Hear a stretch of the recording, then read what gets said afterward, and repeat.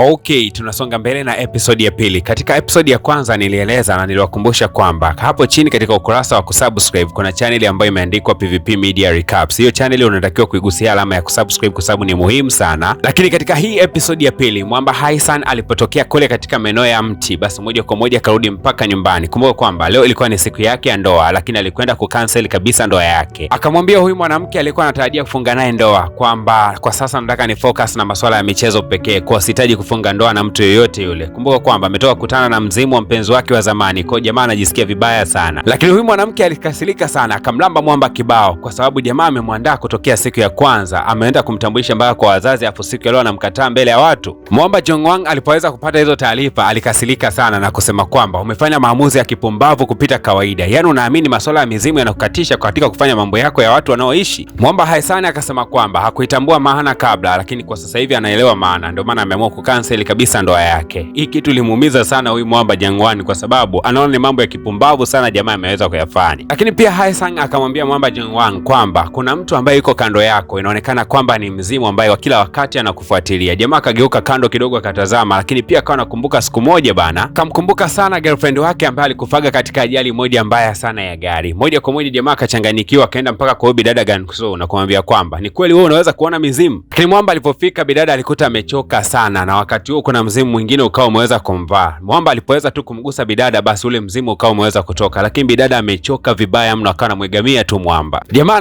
anamsukumiza bidada, hebu amka bana, mimi nataka nikuulize swali la msingi, lakini bado bidada analala tu. Akawa anamfungua mpaka macho, hebu nisikilize, nasikia wewe una uwezo wa kuona mizimu, si ndio? Akamsukumiza bidada mpaka akaanguka chini. Bidada bado tu anajivuruga nywele bana. Mwamba akasema bana, acha kuzivuruga hizo nywele kabisa, inaonekana ni kama vile zina karne moja hujawahi kuziosha kabisa, nywele zinanuka vibaya mno. Na jamaa moja kwa moja akaanza kumuuliza bidada, hivi ni kweli unaweza kuona mizimu? Na kama unaona mizimu, kuna kitu chochote umewahi kukiona kando yangu mimi? Bidada akamwambia ndio, ile siku ambayo ulikuwa ukitazama katika maeneo fulani hivi ya utando wa Buibui, kuna mzimu ambao ulikuwa mbele yako na wenyewe ulikuwa unakutazama sana. Sijajua yule mwanamke ni nani alikuwa anakutazama sana, lakini huenda labda una ukaribu naye ama ulishawahi kuaga na ujirani naye kabla hajafa. Mwamba Jongwang amwamini sana bidada, akaanza kumuuliza kama kweli unaweza kuona mizimu, hebu nidhibitishie kwa kunionyesha kama kuna mzimu wote ambao uko hapa kando yetu wakati huu. Bidada akageuza macho yake na kusema kwamba katika ile taa ya mji pale juu pale inaonekana pepa na mzimu, na ndio unaweza kukichezesha kile kiti. Lakini tu pindi bidada Gansu alipoweza kunyoshea ule mzimu mkono, basi ule mzimu ukatoka katika kile kiti na moja kwa moja ukaanza kumfuata bidada. Moja kwa moja bidada akawa amemshika jamaa kwa hofu sana. Jamaa akawa anamtoa bidada na kumwambia kwamba kwa nini unanishikashika wewe? Lakini bidada akaendelea kumshikilia jamaa akisema kwamba wewe ni zawadi yangu kutokea mbinguni, kwa sababu kila ninapokugusa mizimu yote inayonisumbuaga basi napataga nafuu nikiwa na wewe jirani. Nashukuru sana kwa kuwa uko jirani. Akaendelea kumshikashika Mwamba. Nakuomba basi tubakie pamoja, lala hata hapa leo siku moja, tunakuomba bakia hapa. Jamaa kaisi kana kwamba bidada alikuwa anamtongoza au anamtaka kimapenzi. Kabidi kumwambia kwamba afu wewe una miru zako kumbe za kishenzi kutekeleza mambo yako eti, hebu toka hapa. Yaani umeanza tu kwanza unaanza kunidanganya wewe unaona mizimu. Mimi nakuuliza swali jingine, wewe unakuja kuniambia mambo mengine kabisa ambayo hayana ukweli ndani yake. Alafu sasa hivi unaanza kunitakataka kimapenzi, mara wewe tubakie pamoja tulale pamoja, mshenzi nini? Na Mwamba akasema kwamba mimi siogopi mizimu hata kidogo, lakini nimeanza kukuogopa wewe na mambo ambayo unayafanya. Bidada akaweka nywele zake vizuri akasema vipi mpaka dakika hii bado unaniogopa? Mwamba akasema simaanishi kwamba nakuogopa kwa muonekano wako, na kuogopa kwa tabia yako ya kishenzi. Lakini bidada Gansu akasema kwamba najua unaniogopa kwa sababu nywele zangu zinanuka, na kuahidi kwamba siku ya kesho nitaosha nywele zangu na moja kwa moja nitakuja kukutembelea. Jamaa akasema ole wako nitembelee. Lakini siku ya leo kuna uvumi unaendelea katika mitandao ya kijamii, wanasema kwamba kuna tabia imeanza kuonekana katika mitaa, inaonyesha tabia hii ni ya mtu ambaye aliweza kufa kabla, na watu wakazusha kwa kusema kwamba huenda ni tabia ya mzimu wa yule mpenzi wake Mwamba aliweza kufariki kipindi kile kwa ajali ya moto. Na kutoka uvumi huu uanze, basi hapa ofisini kidogo watu wakapungua kwa sababu walikuwa wanahofia, kwa sababu kama jamaa ndio mmiliki wa hii kampuni alafu mke wake ndio mzimu, kwao wakawa na wasiwasi kwamba huenda wasije akakutana naye katika maeneo haya. Lakini bidada wakati anatembea katika hii kampuni akaja kugundua kwamba kulikuwa kuna tangazo linatafuta watu ambao watakuwa wanafanya usafi nyakati za usiku. Basi akawa ametuma maombi ya kazi hapa ile waga anakutana na huyu Mwamba Jongwang, kwa sababu aliamini kwamba kama akiwa mfanyakazi hapa atakuwa anakutana na jamaa mara kwa mara. Kumbuka kwamba lengo la bidada ni kuhakikisha kwamba anakuwa jirani zaidi na huyu jamaa, kwa sababu kila anapokuwa jirani naye angalau kidogo anapata nafuu kutokea katika mizimu inakuwa imsumbui sana. Basi wakati huo Mwamba akawa amepita hapa na kugundua kwamba bidada ni mfanya usafi. Akamuuliza, hivi ni kweli wewe una uwezo wa kuona mizimu ama unatania? Na kama kweli una uwezo wa kuona mizimu, basi niangalizie katika zile sanamu, je, kuna mzimu wote unazunguka katika maeneo hayo? Lakini bidada akasema hapana, hakuna mzimu wote pale. Jamaa akasema kama basi mizimu hamna, basi hawatakiwi watu kuogopa kabisa kuja katika maeneo haya. Bidada akawa amefurahi na kusema kwamba kumbe sasa hivi unaniamini? Jamaa akasema hapana, sio kwamba nakuamini, sikuamini kabisa wewe.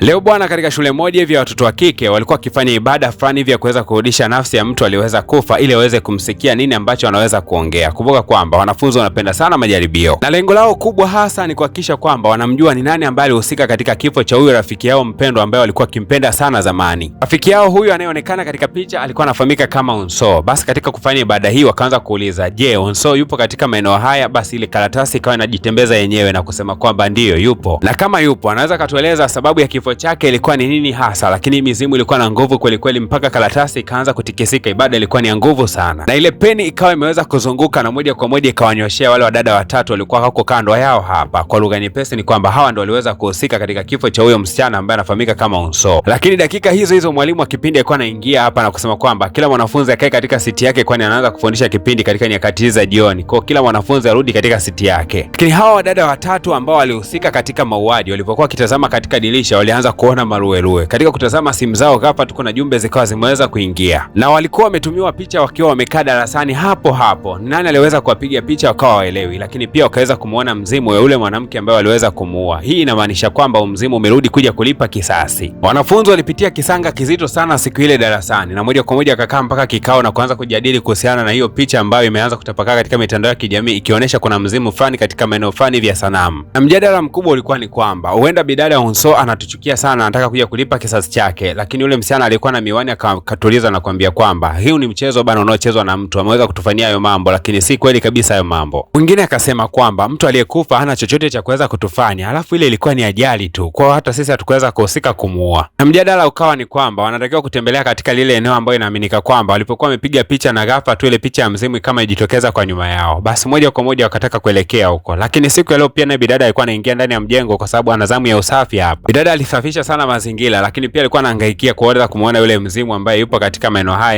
inasemekanika, lakini hakuweza kabisa kufanikiwa kumuona mzimu huyo, kwani kila mzimu aliokuwa akiuona ulikuwa ni mgeni kabisa. Lakini hapa tu alikuwa ameguswa bega. Kumbe bana, mlinzi mgeni katika eneo hili alikuwa akikagua ndani na kumuona bidada akiwa ameweza kuingia. Akawa anamuuliza unafanya nini nyakati za usiku. Bidada akadanganya kwamba kuna kitu alikuwa amekiangusha nyakati za mchana, kwa akarudi kuja kukitafuta nyakati hizi. Ikabidi jamaa aweze kumsaidia kwenda kukitafuta. Akamuuliza ni kitu gani hicho, lakini bidada akaanza kujingatangata huko akisema kuna kitu tu nimekiangusha. Na jamaa akamtahadharisha bidada kwamba kuna uvumi ya kwamba kuna mizimu katika maeneo haya nyakati za usiku. Wewe umekuja kutafuta kitu gani hapa? Lakini bidada akazuga kwa kusema kwamba ninachokitafuta macho yako ya kawaida hayawezi kukiona, kwa hiyo huwezi kabisa ukakiona kitu hicho. Lakini nao wale wakina dada watatu walikuwa wameingia hapa ndani ya ile jengo na kisha wakaanza kupiga kelele wakimuita jina la Onso, yule bidada ambaye alikuwa amefariki. Na mlinzi alikuwa anashangaa sana kwa sababu alikuwa akiona kwa chini, akaja kujiuliza hao wanafanya nini pale chini. Huyo mlinzi mtu akasema kuna watu watatu tu pale chini. Sasa wanaongea na nani mtu wa nne? Mbona watafikiri wanaongea na mtu pale? Akawa anapiga kelele. Na wale wanafunzi watatu walipoweza kuzisikia zile kelele wakawa wameweza kukimbia. Lakini wakati huo bidada aliweza kuona ule mzimu wa bidada Onso. Akaenda kumfuata na kuanza kumuuliza ni kitu gani ambacho kiliweza kukukuta katika maisha yako? Bidada Onso akaanza kuelezea stori yake kwa kusema kwamba nilikuwa ni msichana mkalimu sana na mpole, lakini pia nilikuwa nataka niwakaribishe marafiki zangu ili waweze kujipatia kinywaji na urafiki wetu uweze kuboreshwa zaidi. Anasema ilikuwa ni tabia yake sana kujipendekeza kwa marafiki zake ambao walikuwa wamjali kabisa. Alikuwa akiwanunulia vitu mpaka yeye mwenyewe anashindwa kabisa kupata cha kwake. Hata wakati mwingine nilipokuwa mimi nakosa, wao walipokuwa navyo walikuwa wananinyima kabisa. Lakini siku moja katika mazoezi ya kutengeneza mikate, kwa bahati mbaya nilikuwa nimeharibu unga wa marafiki zangu. Bana wewe, walinitukana na kuita majina mabaya sana. Wakamchukia na kumfukuza kabisa katika kundi lao. Lakini bidada akaendelea kujifariji na kusema kwamba kama wakiwanunulia vinywaji vingine huenda watamkubali na kumrudisha katika kundi lao. Lakini wakati huo bidada kumbe alikuwa amesahau simu yake. Miongoni mwa wale wanafunzi alikuwa amechukua ile simu na kutaka kwenda kumpelekea. Lakini wakati huo kuna watu walikuwa kimsema kwamba yani amezalilishwa, lakini bado anaenda kuwanunulia watu vinywaji na anaenda kuwapelekea. Kiuhalisia ni kwamba bidada Onso kila alipokuwa akiwaomba kurudiana katika urafiki walikuwa wanaweza kumrudia, lakini kiuhalisia ndani ya mioyo yao walikuwa wampendi kabisa bidada huyu. Yule alikuwa akimpendea vitu alivyokuwa akiwapatia. Kiuhalisia bidada akajikuta tu analia na kupoteza kabisa matumaini. Siku hiyo aliondoka kwa huzuni sana, akawa anatembea mbele pasipata kutazama pembeni. Kwa bahati mbaya kuna lori likajitokeza na kuweza kumgonga na akapoteza maisha. Na hiyo yote ni story ambayo bidada Onso alikuwa akimpatia huyu bidada Gang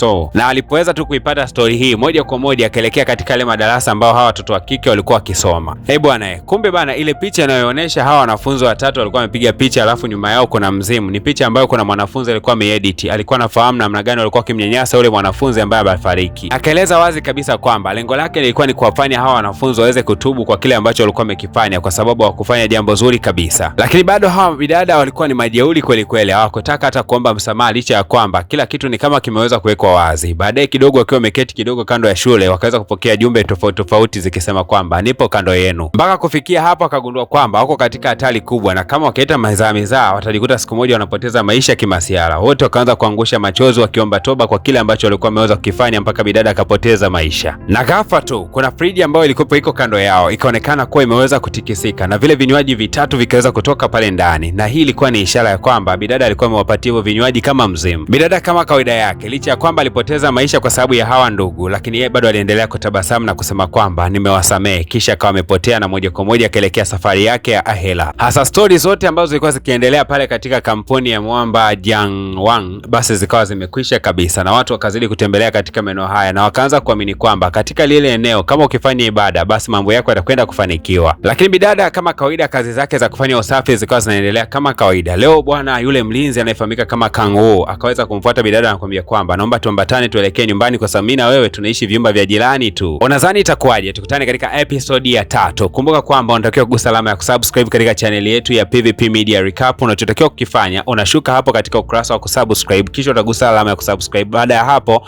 utasogea chini kidogo, hapo channel ya pili imeandikwa PVP Media Recap. Baada ya hapo unatakiwa kuigusa alama ya kusubscribe katika channel hiyo ili tuweze kwenda pamoja. Kama bado hujafanya hivyo, basi ni vyema ungefanya hivyo ili tuweze kwenda sawa.